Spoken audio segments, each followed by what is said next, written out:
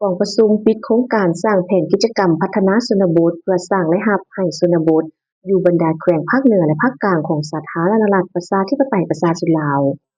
กองประชุมปิดโครงการสร้างแผนกิจกรรมพัฒนาชนบทเพื่อสร้างและรับให้ชนบทอยู่บรรดาแขวงภาคเหนือและภาคกลางของสาธารณรัฐประชาธิปไตยประชาชนลาวได้จัดขึ้นในวันที่16กันยายน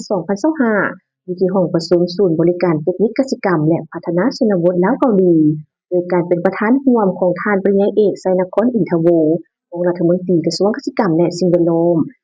ท่านจงยองซูเอกอัครราชทูตสาธารณรัฐเกาหลีประจำสาธารณรัฐประชาธิปไตยประชาชนลาวท่านศรีวิไลแสนเจริญองค์เจ้าแขวงเส้นขวางมีหัวหน้าองค์การร่วมมือสากลสาธารณรัฐเกาหลีกอยกา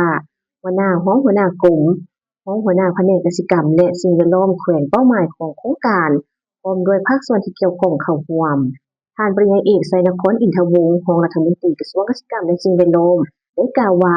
โครงการดังกล่าวเป็นโครงการหนึ่งที่นอนอยู่ในกรอบการร่วมมือระหว่างรัฐบาลลาวและรัฐบาลสาธารณรัฐเกาหลีเพื่อการพัฒนาเศรษฐกิจสังคมของสาธารณรัฐประชาธิปไตยประชาชนลาวมีงบประมาณทั้งหมด 12.5 ล้านดอลลาร์สหรัฐมีระยะการจัดตั้งปฏิบัติ 5 ปีเริ่มแต่ปี 2021-2025 รวมเอา 14 บ้านของ 3 แขวงเป้าหมายคือแขวงเส้นขวางเวียงจันทน์และแขวงบริคำไซ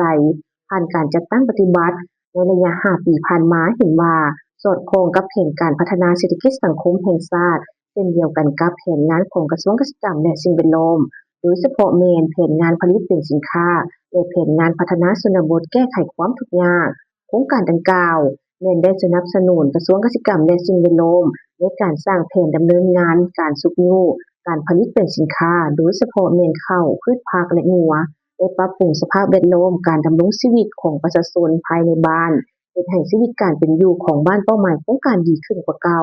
มีรายรับที่เพิ่มขึ้นมีตลาดรองรับในการขายผลิตภัณฑ์เกษตรกรรมของชาวเกษตรกรในที่ประชุมยังได้รับฟังการรายงานผลสำเร็จของโครงการโดยรวมการจัดตั้งปฏิบัติโครงการขั้นแขวงและบ้านโดยท่านนางขันแก้ว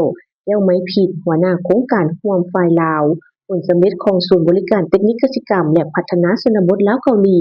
รวมทั้งบทบาทหน้าที่ของศูนย์แขวง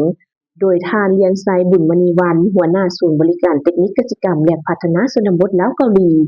โอกาสดังกล่าวนี้ในพิธียังได้มีการมอบรับศูนย์ให้แก่แผนกกสิกรรมและสิ่งแวดล้อมแขวงที่อยู่ในเป้าหมายโครงการตนอีก